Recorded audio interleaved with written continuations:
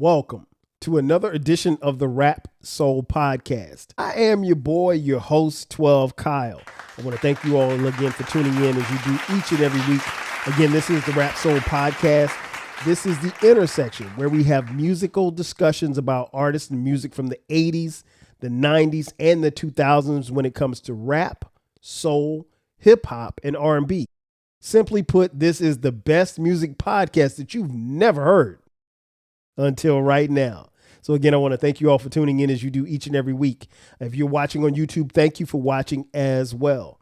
On this episode, what I want to talk about specifically is some of the best opening rap bars that we've heard.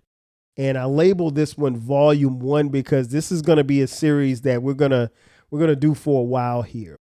When you say best opening rap bars, what do you mean? Well, there's an answer for that. The thing about the opening bar of a rap song, what you want that rap bar to do is to capture the listener. You know, music now obviously isn't the same. Hip hop obviously now isn't the same as it was when a young 12 Kyle started listening to rap music consistently around 1984. So what I will say about that time is that we just really kind of touched and listened to everything that we could get our hands on. As you know, time moved on and the music became more readily available, we got a little bit more selective about what we listened to.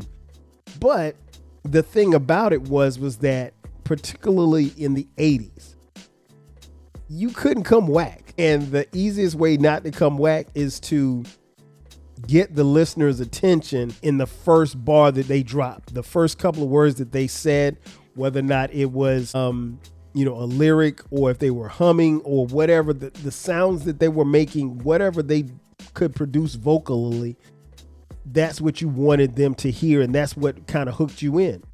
Conversely, if you didn't start with a really good opening bar, you had a good chance at losing the listener. And the thing about music, particularly in the 80s and hip hop, and more specifically in the 80s and the 90s, you didn't have a lot of chances, right? So if your music was whack, then there was a good chance that you probably could get dropped from your record label. If you got a record deal, you really had one chance to make something, make a hit.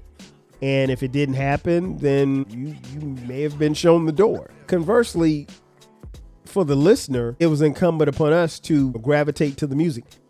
Particularly in the early days, we didn't have Google. We didn't have websites like Genius where you could have the lyrics right there in front of you on a computer screen. If you were lucky, the artist would provide the lyrics inside the liner notes.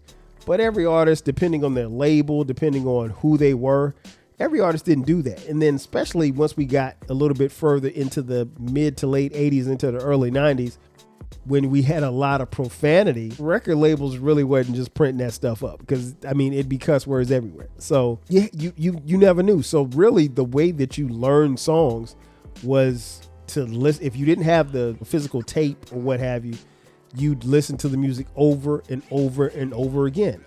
And the easiest way to grasp the concept of a particular song was the opening bar. So what I'm going to do in this series is in each episode, I'm going to give you 5 dope opening bars. They're not ranked as like the all time or anything like that. These are just 5 dope opening bars.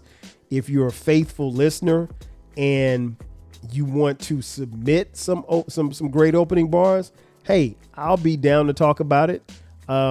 Hit me up on social media at Rap Soul Podcast, or you can shoot me an email, the Rap Soul Podcast @gmail.com.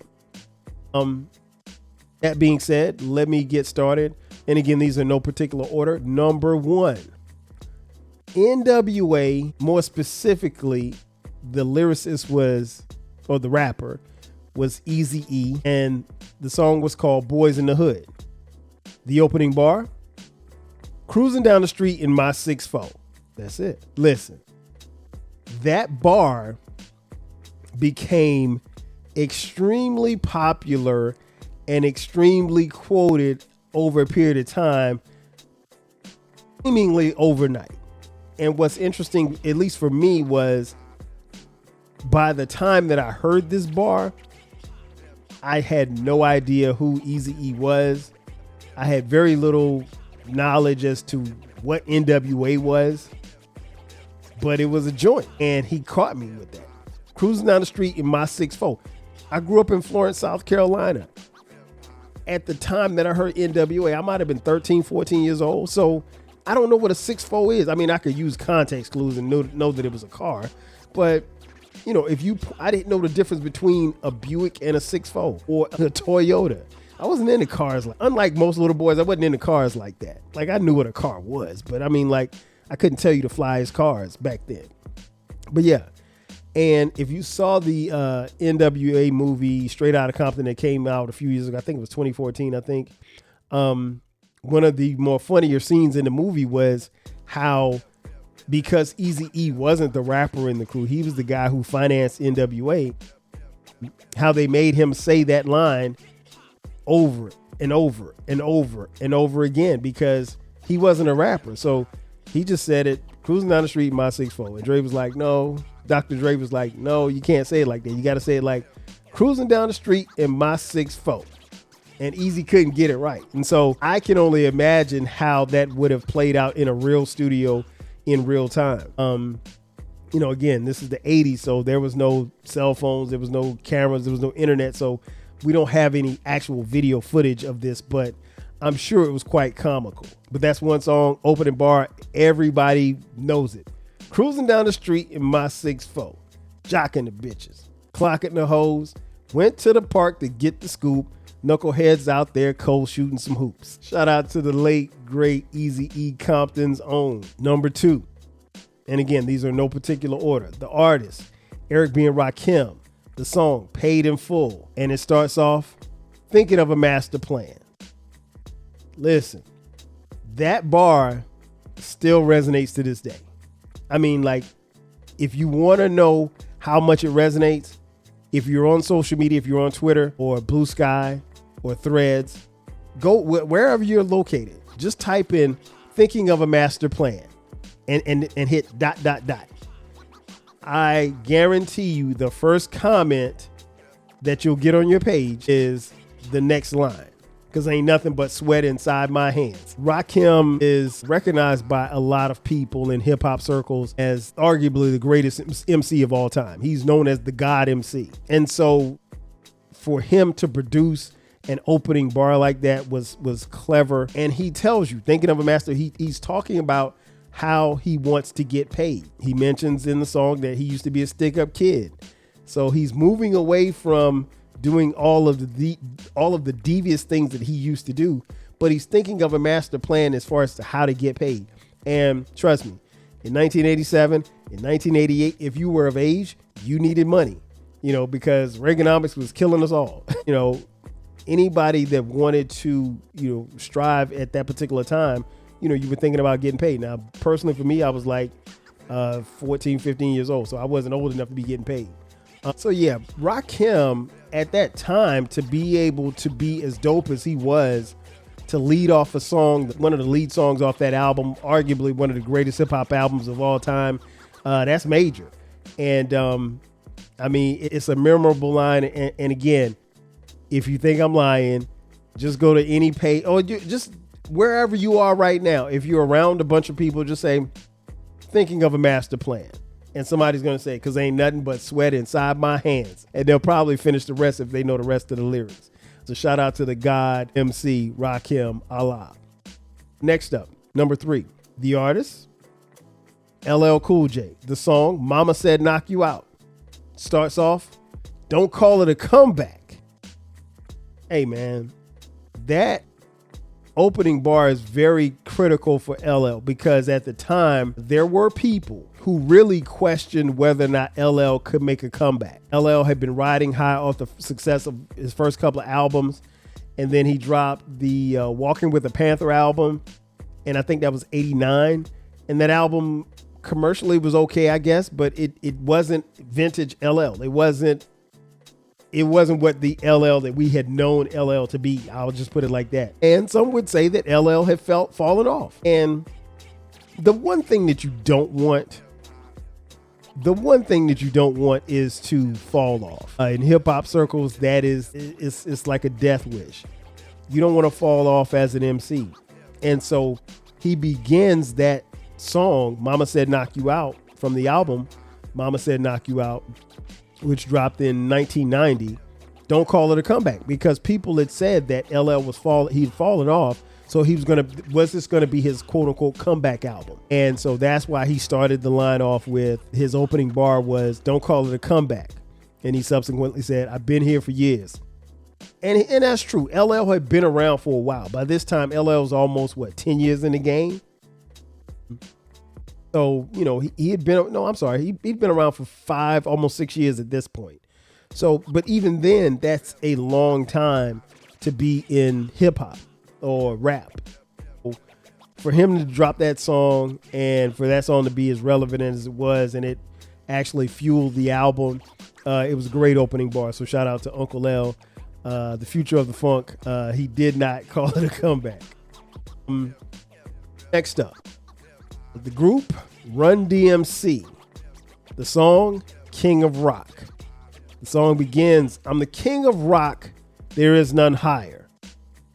Listen, for me personally, this is probably my most memorable opening rap bar, because there was a point in time where any and everybody around me wanted to be in Run DMC. Like we acted like Run DMC. We tried to dress like Run DMC, even though we couldn't afford the clothes or the hats or the Adidas.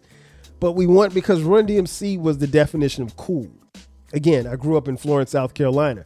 I didn't know where Hollis, Queens was, but I knew when I looked on a TV screen or I heard these guys rap and rhyme that they were cool.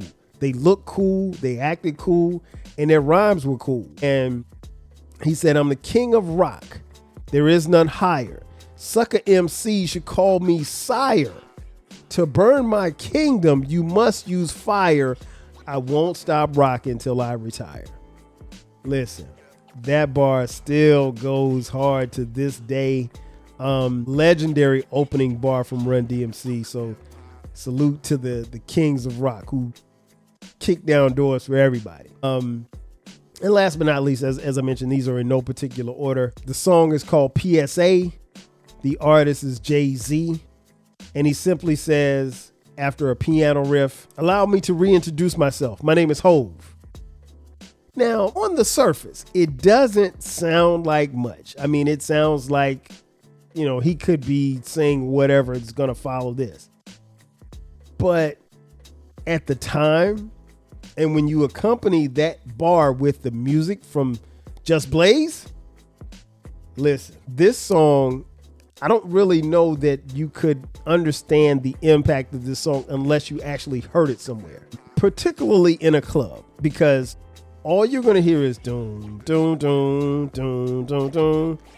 You hear those keys, and then you hear Jay-Z's voice piercing through the speakers.